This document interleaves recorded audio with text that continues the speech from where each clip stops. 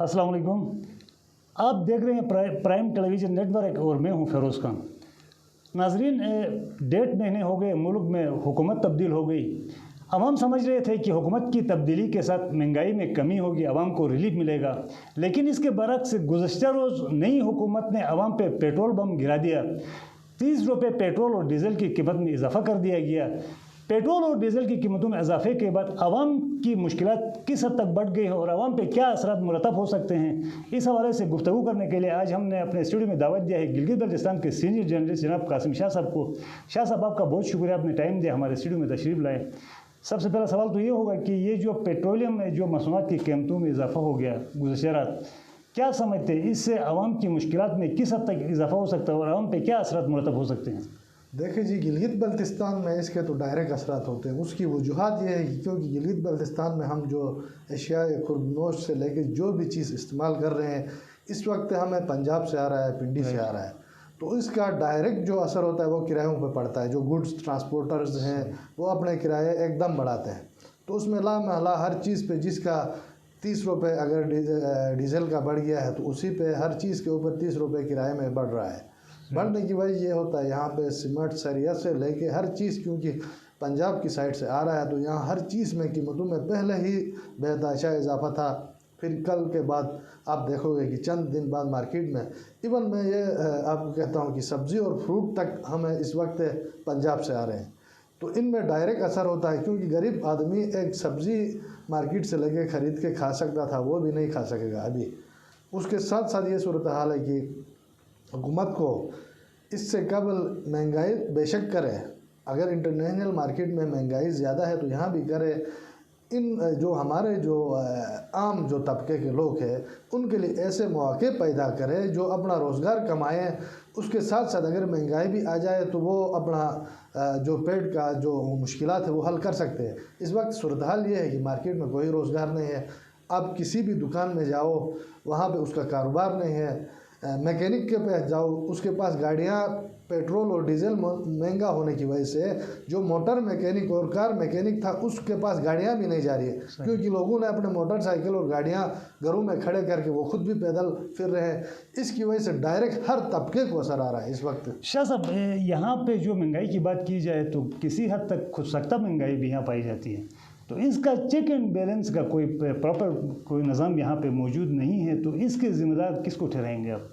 खुद साख्ता महंगाई तो बहुत ज़्यादा है गिलगित बल्तिस्तान में स्पेशली, क्योंकि इसमें यह है कि ब्रेड्स उनके जो सब्ज़ी फ्रूट या चिकन या जो भी आ रहा है उसका कोई रेट तय नहीं है।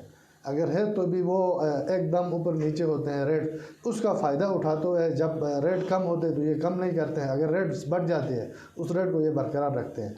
इसकी वजह से बड़े मुश्किलात आ रहे हैं। इंतज़ामिया को इस पर खुसूसन तवज्जो देने की ज़रूरत है। उसके अलावा मैं ये कहूँगा कि पाकिस्तान में इस वक्त जो सूरत हाल है इसको कंट्रोल करने के लिए इससे पहले भी किसी सियासी हुकूमत ने कोई काम नहीं किया है। इन्होंने ईज़िली जाके IMF से कर्जा ले लिया और अपने लिए डेवलपमेंट स्कीमें दे के वो पैसे उड़ाते थे।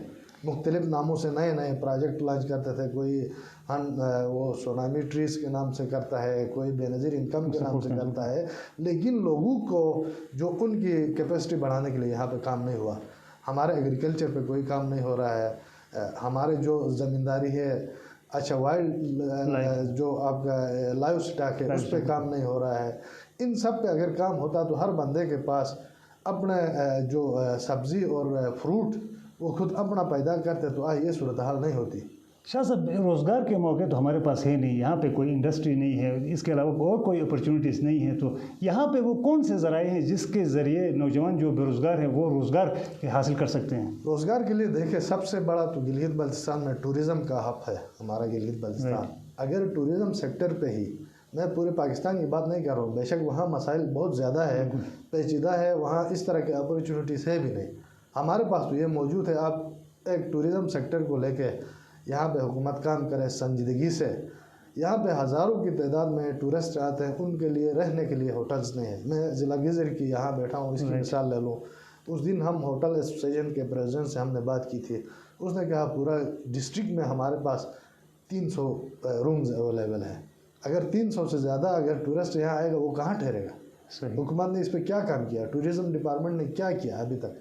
اگر ٹورزم ڈپارٹمنٹ اور گورنمنٹ سنجیدہ ہو کے یہاں پہ جو پرائیویٹ بینک جو یہاں کے لوگوں کے پیسوں سے پورے پاکستان میں سرمایہ کاری کر رہے ہیں ان کے ساتھ ایگریمنٹ کر کے یہاں ٹورزم کو بوسٹ کرے، یہ ہوٹل انڈسٹری کو ڈیولپ کرے، تو لوگوں کو روزگار خود بخود آئے گا۔ اگر ایک بڑا ہوٹل بنتا ہے وہاں 20 بندے وہاں کام کر سکتے ہیں، اس طرح سے کسی گیسٹ ہاؤس چھوٹا سا بھی بنے تو 5 بندوں کا روزگار وہاں ہوتا ہے۔ اس پہ کوئی کام ہی نہیں ہوا ابھی تک۔ ٹورزم کی اگر بات کریں تو ضلع گزر جو ہے وہ سیاحت کے حوالے سے انتہائی فرٹلائز ہے، تو یہاں پہ محکمہ سیاحت کی کارکردگی کو آپ کس طرح دیکھتے ہیں؟ محکمہ سیاحت کی کارکردگی تو یہ ہے نا کہ کوئی وہ شندور پولو ہو گیا یا فلاں کیلنڈر آف ایونٹ سے کوئی پروگرام ہوتا ہے تو وہ انعقاد کراتے ہیں، اس کے بعد تو کوئی پتہ نہیں چلتا ہے۔ بات یہ ہے کہ بھائی ٹورزم کو بوسٹ کرنے کے لیے ایون آپ کے P T D C 3 hotels یہاں پہ 2 گوپس اور آپ کے فنڈر میں وہ بھی بند پڑے ہیں کئی سالوں سے، کم سے کم وہی تو کھلواتا ٹورزم ڈپارٹمنٹ، اور کچھ نہیں ہوا تو وہاں آپ گیسٹ آتا ہے تو وہ کہاں ٹھہرے گا؟ ہم تو کہتے ہیں کہ آپ جا کے دبئی میں جا کے مارکیٹنگ کر کے لوگوں کو یہاں لاؤ گے تو ٹھہراؤ گے کہاں؟ پہلے اس کا تو بندوبست کرو۔ دبئی جانے سے وہ پیسے اگر یہاں پہ غریب بندہ کوئی گیسٹ ہاؤس بنانا چاہتا ہے، ہوٹل بنانا چاہتا ہے، جس کے پاس زمین ہے، بہترین لوکیشن ہے، اس کو سلیکٹ کرو، آپ اس کو لون دے دو اور ادھر اپنا بندہ بٹھا کے وہاں سے آپ کلیکشن کرو، اس کے بعد اس کو چھوڑ دو۔ یہ ایک طریقہ کار ہوتا ہے۔ جس طرح سے چائنا نے ڈیولپ کرنے کا، اس کی وجہ یہ ہے کہ حکومت نے ایزی لونز دیا لوگوں کو۔ ایون ہمارے پاکستان میں انرجی سیکٹر میں بھی جو پیسے لگایا ہے اس نے اس بیس پہ لگایا ہے کہ بل کی مد میں جو رقم آئے گی ہمیں آپ آہستہ آہستہ دے دیں۔ تو یہ اس طرح سے یہاں بھی بنا سکتے ہیں۔ ٹورزم سیکٹر پہ کام ہوگا تو یہاں پھر پاور سیکٹر آپ کے کتنے ہائیڈرو پاور بن سکتے ہیں۔ یہاں پہ ضلع گزر کی ہر جگہ پہ آپ کو پاور ہاؤس کے لیے جگہ بنی ہوئی ہے، تیار شدہ ہے، وہاں سے بجلی پیدا کرے، انڈسٹری ڈیولپ کرو، پھر تو روزگار آئے گا، تو مسئلہ ہی نہیں ہے۔ ابھی گزشتہ دنوں یہ جو P T D C motors تھے ان کو پرائیویٹائز کیا گیا ہے، تو ان کے پرائیویٹائز کرنے کے بعد سیاحوں کے لیے کوئی سہولیات یہاں پہ دستیاب ہوں گی آپ کے خیال میں؟ آپ کیا سمجھتے ہیں؟ میں تو سمجھتا ہوں کہ یہ پرائیویٹائز کر کے بہتر کام کیا ہے، کیونکہ میں تو چاہتا ہوں کہ یہ جو PWD کے ہمارے جتنے ریسٹ ہاؤسز ہیں ان کو بھی پرائیویٹ کرے تاکہ کوئی آگے وہاں سروسز دے دے۔ اس وقت آپ کسی PWD ریسٹ ہاؤس میں جاؤ گے تو وہاں 3-4 چوکیدار اور مالی اور یہ بہت سارے لوگ بیٹھے ہوں گے، کوئی پروفیشنل کوک وہاں نظر نہیں آئے گا، کیونکہ وہ سرکاری کھاتا ہے۔ کوئی آفیسر یا ہم بھی کہیں دفعہ جا کے مفت بیٹھے ہیں، آفیسروں کی کیا بات کریں، ہم کسی افسر کی سفارش پہ جا کے بیٹھ جاتے ہیں، تو اس سے تو یہ ٹورزم ڈیولپ نہیں ہوگا نا۔ اس کے لیے یہ ہے کہ وہاں پراپر اس کو پرائیویٹ کرے کسی کمپنی کے ساتھ، وہاں اچھا سٹاف دے دے، بہترین ماحول دے دے تاکہ ٹورسٹ آ کے رہے، خوش ہو جائے، اس علاقے میں روزگار آئے۔ اگر ٹورسٹ ایک فیملی آتی ہے، مثلا 20-25 بندے آتے ہیں، ایک ضلع گزر میں داخل ہوتے ہیں، تو وہاں دکاندار جو ہمارے عام جو کریانے کی دکان ہے اس میں بھی سیل ہوتی ہے، پھر آگے جا کے سبزی والے کے پاس بھی جاتے ہیں، وہ پھر مرغی والے کے پاس بھی جاتے ہیں، پھر جو فش کا کاروبار کرتے ہیں ان کے پاس بھی جاتے ہیں، سب کا روزگار چلتا ہے۔ اسی طرح سے سسٹم ایک چلتا ہے، تو اس پہ کام کرنے کی ضرورت ہے۔ ایکسپریس ہائی وے بن رہا ہے یہاں سے گزر سے، ابھی اس پہ کام ہو رہا ہے، اس کے بننے کے بعد صحت پہ اس کے کوئی خاص اثرات مرتب ہوں گے؟ صحت پہ تو بہت بڑے اثرات مرتب ہوں گے، لیکن اس کے لیے ہماری تیاری نہیں ہے۔ سڑک تو بن جائے گی، بہت ساری شاہراہ بن گئی ہے، اگر سڑک بننے سے ہی صحت آتی تو بہت ساری جگہوں پہ ہمارے جو ایکسیس اب بھی موجود ہے، لیکن وہاں سیاح جائے گا تو ٹھہرے گا کہاں؟ میں نے وہی بات کی کہ اس کے لیے ہمیں تیار کرنے کی ضرورت ہے۔ تو یہ تیار کون کروائے گا سر اس کو؟ اس میں 2-3 ادارے ہیں، دیکھیں ہر ایک کی اپنی اپنی ذمہ داری ہوتی ہے، کیونکہ ٹورزم ڈپارٹمنٹ کی ذمہ داری ہے وہ یہاں پہ ٹورزم سیکٹر پہ دوسرے بینک جو ہیں ہمارے ان کے ساتھ لیزان کر کے جو ہوٹل ایسوسیشن کو آن بورڈ لے کے چھوٹے چھوٹے گیسٹ ہاؤسز، اگر بڑا کوئی پروجیکٹ نہیں دے سکتے ہو تو چھوٹے لون دے کے اس کو گھر کو بھی ریسٹ ہاؤس ڈکلیئر کر کے وہاں برتن شرتن یا کرسیاں ٹیبل کی ضرورت ہے وہ تو دے سکتے ہیں نا۔ ایسے بہت سارے مکانات ہیں ہمارے ادھر، آپ یہاں سے آپ فنڈر تک جاؤ گے تو بہت سارے لوگوں نے گھر بنائے ہیں، بڑے بڑے شاندار گھر بنا کے صرف وہ مہمانوں کے لیے رکھا ہے، وہاں سال میں 1 دفعہ مہمان جاتا ہوگا، باقی اس کے پاس پرانا اپنا گھر ہے ادھر ٹھہرتا ہے، کیونکہ گرمیوں سردیوں کے لیے ہمارے جو دیسی مکانات ہی بہتر ہوتے ہیں۔ نئے مکان بنے ہوئے ان کے ساتھ یہ ایک لسٹ بنا کے ان کی امداد کر کے ان کو ڈکلیئر کر کے اپنے پاس لسٹ رکھے، وہاں سے ٹورسٹ آتا ہے تو ان کو پاس لسٹ ہو کہ ہم فلاں جگہ جائیں گے، وہاں پہ جگہ ہے، رہیں گے، اس طرح سے ہوتا ہے۔ اس کے علاوہ بھی ایک ہمارا ایکیڈین بڑے عرصے سے کام کر رہا ہے، یہاں پہ ایک RSP ہے، ہمارے ریجنل کونسلز ہے، ان کو بھی اس پر کام کرنے کی ضرورت ہے. ایکیڈین بہت بڑا ادارہ ہے, ان کے پاس ابھی 2-3 بینک بھی ہے, ان کے ساتھ کر کے یہ ان لوگوں کی جو معیار زندگی کو تبدیل کر سکتے ہیں یہ لوگ. اس پہ ان کو بھی سنجیدگی سے سوچنا چاہیے, کیونکہ ضلع گیزر میں تو تعداد اسماعیلی کمیونٹی کی زیادہ ہے. یہاں پہ 2-3 ریجنل کونسلز بھی ہے, وہ ایجوکیشن پہ بڑا اچھا کام ہوا ہے, ہیلتھ سیکٹر پہ ہوا ہے, لیکن اس طرف ان کو بھی آنا چاہیے, ٹورزم سیکٹر کی طرف بھی آنا چاہیے. جس طرح سے ہیلتھ ایجوکیشن تو آپ نے ڈیولپ کیا بہت اچھی بات ہے, لیکن اس سیکٹر سے یہ ڈائریکٹ لوگوں کا روزگار کا اس کے ساتھ وابستہ ہے. تو یہ ایکیڈین کے ذریعے اپنے یہ حبیب بینک ہے, پھر مائکرو فائنانس بینک ہے, بہت سارے ان کے پاس اپرچونیٹیز ہے, اگر یہ چاہے تو یہ بھی کر سکتے ہیں. اچھا, سابق جو وزیر اعظم تھے عمران خان, وہ بار بار صحت کو پروموٹ کرنے کی بات کر رہے تھے, بالخصوص گلگت بلتستان میں وہ صحت کو پروموٹ کرنے کی بات کر رہے تھے. تو کیا یہ جو یہاں کی جو مقامی حکومت ہے, صوبائی گورنمنٹ ہے, خالد خورشید کی گورنمنٹ ہے, اس کا جو ہے صحت کے حوالے سے اقدامات جو وہ کر رہے ہیں ان سے عوام مطمئن ہیں؟ آپ کیا سمجھتے ہیں اس کی کارکردگی سے صحت کے حوالے سے؟ صحت کے حوالے سے انہوں نے بس یہی, وہ دبئی میں جو ایک پروگرام کیا اس میں یہ خود بھی گئے تھے, پھر بہت سارے منسٹرز گئے تھے. اس کا امپیکٹ ابھی تو ہم نے تو نہیں دیکھا ہے کہ کوئی آیا ہے, یا یو اے ای سے ٹورسٹ پہلے سے بھی نہیں آتے تھے. دبئی وغیرہ سے وہ یہاں پہ ہم نے تو ٹوریزم وہاں سے آتے ہوئے نہیں دیکھا.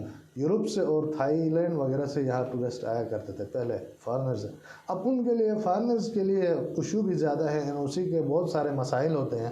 اس سے بہتر تھا یہ پاکستان کے مختلف شہروں میں کافی عرصہ قبل ان لوگوں نے کیا تھا کہ یہاں سے اسلام آباد میں پروگرام کیا تھا, پھر فیصل آباد میں, پھر لاہور میں, اس طرح سے کیا تھا. ان کو باہر دبئی میں جانے کی بجائے یہ پاکستان کے جتنے بھی ہمارے ٹورسٹ ہیں, جو ڈومیسٹک ٹورسٹ ہیں, اس کو اٹریکٹ کرتے تو یہ بہتر تھا. اچھا, ٹورزم اپنی جگہ میں, لیکن یہاں پر بیشتر بے روزگاری حد سے زیادہ بڑھ گئی ہے. اب ٹورزم کے علاوہ ہم بات کریں تو وہ کون سے ادارے ہیں جن کے ذریعے لوگوں کو روزگار مل سکتا ہے, جن سے لوگوں کے گھر کے چولہے جل سکتے ہیں؟ کیونکہ مہنگائی آسمان سے باتیں کر رہی ہے, اس وقت لوگ انتہائی مشکلات میں پھنسے ہوئے ہیں. دیکھیں, اس کے علاوہ تو بہت سارے ہمارے ادارے ہیں. اب ایگریکلچر ڈپارٹمنٹ ہے, وہ ان کو ایزیلی ٹریننگز دے سکتا ہے, جو بلکہ دے بھی رہا ہے آج کل. بلکہ میں نے سنا ہے کہ وہ سٹارٹ ہو چکا ہے.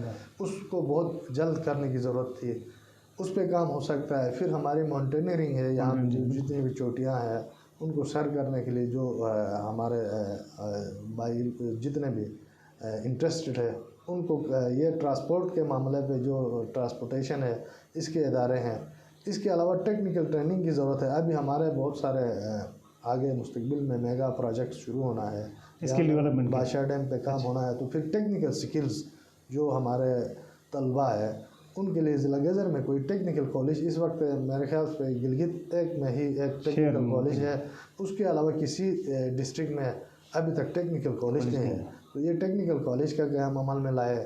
پھر نرسنگ اسکولز ہو, جو ہماری اس وقت ضلع گیزر کی میں سمجھتا ہوں کہ قریباً 500-600 جو ہماری بہنیں ہیں جو کراچی آغا خان یا دیگر یونیورسٹیوں سے پڑھ کے وہ بیرون ملک سے روزگار کما کے اپنا گھر چلا رہی ہیں.